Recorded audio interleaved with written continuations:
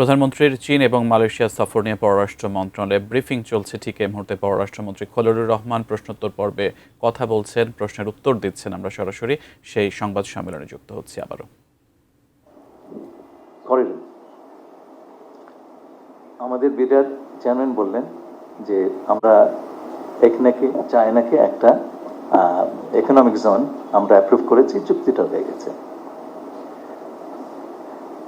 আপনি তখনই industry attract করতে পারবেন যদি আপনার কম্পিটিটিভ অ্যাডভান্টেজ থাকে। সেটা কস্টের উপর নির্ভর করছে, এবং কস্ট আবার নির্ভর করছে লজিস্টিক্সের উপরে।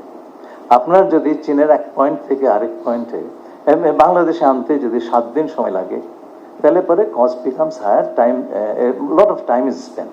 Time to market and cost to market are two very important considerations. এখন কুনমিংয়ের সঙ্গে চায়নার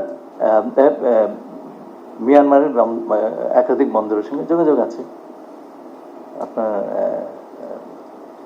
ইয়াঙ্গন কিংবা আরাকানে চকফু, এটা বানান লেখায় কে দিয়ে, এটা উচ্চারণ হচ্ছে চকফু, আপনারা মনে রাখবেন, চকফু বন্দর। এটার সঙ্গে বাংলাদেশের মাল্টিমডাল যোগাযোগ করা খুবই সম্ভব, কারণ তারা সেখানে কুনমিংয়ের সঙ্গে তাদের একটা স্থলপথের যোগাযোগ আছে। আপনারা যদি এই পথটা আমরা যদি ব্যবহার করতে পারি, এবং চীনের যে অর্থনৈতিক অঞ্চল আছে বাংলাদেশে আমরা তৈরি করার সুযোগ দিয়েছি, সেখানে যদি কাঁচামাল বা পণ্য ইত্যাদি আমদানি রপ্তানি করতে পারি, সময়, time to market and cost, খরচ অনেক অনেক কমে যাবে এবং আপনার কম্পারেটিভ অ্যাডভান্টেজ অনেক বাড়বে। সেই কারণে আপনি ইনভেস্টমেন্ট অনেক বেশি অ্যাট্রাক্ট করতে পারবেন। This is the simple proposition. সারা পৃথিবীতে বিভিন্ন ধরনের ট্রান্সপোর্ট করিডোর আছে। তো আপনি ইউরোপে দেখবেন, আমেরিকাতে দেখবেন, এশিয়াতেও দেখবেন, চায়নার সঙ্গে সাউথ ইস্ট এশিয়া, চায়নার সঙ্গে অন্যান্য দেশে, সেন্ট্রাল এশিয়া। তো এগুলোর প্রধান উদ্দেশ্য হচ্ছে যোগাযোগ দ্রুত এবং কম খরচে বৃদ্ধি করা। তো এইটার প্রপোজিশন হচ্ছে তাই না, এটা আমরা এক্সপ্লোর করছি। সিদ্ধান্ত তো অনেক পরের কথা, এটা আমরা এক্সপ্লোর করছি। আমাদের ইকোনমিক জোন ডেভেলপড হবে, ফ্যাক্টরি হবে, সেই পাশাপাশি আমরা লজিস্টিক্সটাও দেখব। এগুলি তো সমন্বিত হবে। So a very interesting idea has been floated, both sides will look at it. এবং এটার প্রধান জিনিসটাই হচ্ছে আমরা পরিবহন খরচ এবং পরিবহন সময় কতটুকু হ্রাস করতে পারি এবং বাংলাদেশের প্রতিযোগিতামূলক সক্ষমতা কতটুকু বাড়তে পারে। দ্বিতীয় প্রশ্নটা হচ্ছে গত বছরের ভিজিটের সঙ্গে এই বছরের ভিজিটের আমরা তুলনা। গতরের ভিজিটে কিন্তু আমি ছিলাম এবং খুব গভীরভাবেই ছিলাম।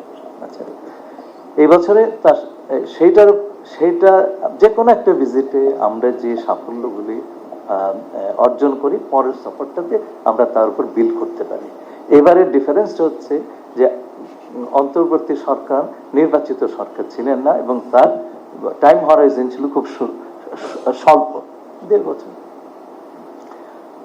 ইনফ্যাক্ট গত চায়না ভিজিটের সময় আমাদের হাতে সময় ছিল 11 মাস। আপনি মনে রাখবেন, একটা দেশের সঙ্গে আরেকটা দেশের সম্পর্ক 11 মাস অত্যন্ত অল্প একটা সময়। এইবার কিন্তু আমরা 5 বছর এবং তার বাইরে তাকিয়েছি। আমি বেইজিং এর দ্বিপাক্ষিক সফরে বেশ কয়েকটি উল্লেখযোগ্য কথা আপনাদেরকে জানিয়েছি, যেটা গত সফরে ছিল না। যেমন আমাদের পার্টনারশিপের প্রকৃতি, এটা আগে ছিল কম্প্রিহেন্সিভ স্ট্রাকচারাল কোঅপারেশন পার্টনারশিপ, ওই ধরনের নাম ছিল। এখন সেটা আগে ছিল কম্প্রিহেন্সিভ স্ট্র্যাটেজিক কোঅপারেটিভ পার্টনারশিপ। এখন সেটা থেকে আমরা কমিউনিটি অফ শেয়ার্ড ফিউচারে চলে গেছি, যেটা তার সবচাইতে ওপরে, এবং তারা এটা গ্রহণ করেছে। আচ্ছা, 2 নম্বর জিনিসটা হচ্ছে আগে বললাম আমাদের দুই দেশের যে রেগুলার সংলাপ, এটা হতো পররাষ্ট্র সচিবের লেভেলে, এখানে চলে গেছে ফরেন মিনিস্টার্স লেভেল, পলিসি লেভেলে চলে গেছে। এটা বড় ধরনের একটা পরিবর্তন, যেটা আগে ছিল না। খুব অল্প দেশের সঙ্গে এটা হয়। তারপরে ধরেন 2+2 ডায়ালগ, এটা আমরা এক্সপ্লোর করব, কারণ আজকে যে ধরনের একটা ভোলাটাইল অবস্থা পৃথিবীতে, ফরেন পলিসি এবং স্ট্র্যাটেজিক ইম্পারেটিভস কিন্তু এখন যুক্ত হয়ে যাচ্ছে, এটা আপনি অস্বীকার করতে পারবেন না। যার পরে তুরস্কের সঙ্গে আমরা 2+2 করছি। আচ্ছা, কারণ মিডল ইস্টে আমাদের যথেষ্ট পরিমাণ স্বার্থ আছে। তেমনি আমরা চীনের সঙ্গে এটা এক্সপ্লোর করবো। এখন এটা এক্সপ্লোরেটরি স্টেজে আছে, আমরা কোনো সিদ্ধান্ত এখনো সেভাবে নিয়ে নেই। তারপরে ধরেন মংলা বন্দরের এবং সম্প্রসারণ, ইকোনমিক জোনের যে ইমপ্লিমেন্টেশন 18 মাসের ভিতরে প্রথম ফ্যাক্টরি তারা তৈরি এখানে বসিয়ে দিলেন দ্রুততার সঙ্গে। তার মানে জিনিসগুলো ঘটছে, যেটা আমাদের গত বছরে যেটা একটা স্বপ্ন ছিল এটা এখন বাস্তবের দিকে যাচ্ছে এবং অত্যন্ত বড়ভাবে যাচ্ছে। তিস্তা এই প্রথমবারের মতন প্রথম যে ধাপটা, দু দেশের এক্সপার্টদের নিয়ে একটা আপনার টেকনিক্যাল আপনার ফিজিবিলিটি স্টাডি, এটা এবার আমরা রাজি, দুই পক্ষে রাজি হয়েছে, যেটা গতবারের কিন্তু সেই পর্যায়ে ছিল না। এবং চীন বলেছে যথাসাধ্য সহায়তা তারা এই প্রজেক্টে দেবে যদি ফিজিবিলিটি এটাকে জাস্টিফাই করে। তো এই যে বিস্তৃতি, একটা হচ্ছে বিস্তৃতি, প্রথম হচ্ছে লেভেল, এটা অনেক উচ্চতায় যাচ্ছে, অনেক গভীরে যাচ্ছে, অনেক বিস্তৃত হচ্ছে। তার প্রধান কারণ হচ্ছে যে আমাদের প্রধানমন্ত্রী উনি একটা 2/3 বিজয়ী একটি সরকারের নেতৃত্ব দিচ্ছেন। তার যে ভিশনটা সেটা আমরা পার্টির ভিশনে দেখেছি, এবার বাজেটের ভিতরে দেখেছি, এবং তার যে personal commitment to this relationship and to the people of Bangladesh, সেটা সম্পর্কে আর কোনো সন্দেহ নাই। যার কারণে আমি শুরুতে যে কথাটা বললাম, যে কোনো অবস্থায় বাংলাদেশের পাশে চায়না দাঁড়াবে, এই কথা কিন্তু আগে এইভাবে শুনিনি। তো এই যে সফরটাতে যে পার্সোনাল কেমিস্ট্রি থেকে শুরু করে বিভিন্ন সেক্টরে যে অনেক উচ্চতায়, অনেক গভীরে এবং অনেক বিস্তৃতভাবে কোঅপারেশনের কথা আমরা এনেছি, সেটা আগে হয়নি। রোহিঙ্গা, চীন আমাদেরকে বলেছে যে তারা বাংলাদেশ এবং মায়ানমার দুই পক্ষকেই সাহায্য করবে যাতে দ্রুততার সঙ্গে এই সমস্যাটার সমাধান হয়। এবং আগামী দিনগুলিতে আমরা এই পক্ষগুলোর সঙ্গে আলোচনা, এখানে 3টি পক্ষ আছে আপনার মনে রাখতে হবে। একটা হচ্ছে মিয়ানমার সরকার, আরেকটা যারা জায়গাটা যাদের অধীনে আছে আরাকান আর্মি, এবং রোহিঙ্গা যারা আমাদের দেশে আশ্রিত আছে।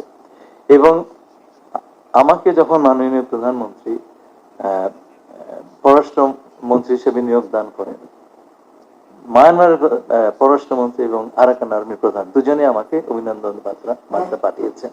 আমি বেশি খোলাসা করে বলতে পারবো না, কারণ এগুলো খোলাসা করে বলার কথা নয়। সুতরাং আমাদের যোগাযোগ আছে, এবং আমি মনে করি বর্তমান সরকার যেই ধরনের জনসমর্থন নিয়ে এসেছে, যে শক্তিতে এসেছে, আমি বিশ্বাস করি আগামী দিনগুলিতে আমরা এই সমস্যার সমাধানের একটা পথ দেখতে পাবো। আপনারা মনে রাখবেন, আগে দুবার কিন্তু বিএনপি সরকার সমাধান করেছিল, এটা সবাই জানে, এবং আমরা যে সমাধান করব এটাও সবাই জানে। ধন্যবাদ। মাননীয় পররাষ্ট্রমন্ত্রী, ওটা 3টা প্রশ্ন ছিল। আপনাদের সবাইকে অনেক অনেক ধন্যবাদ উপস্থিত থাকার জন্য।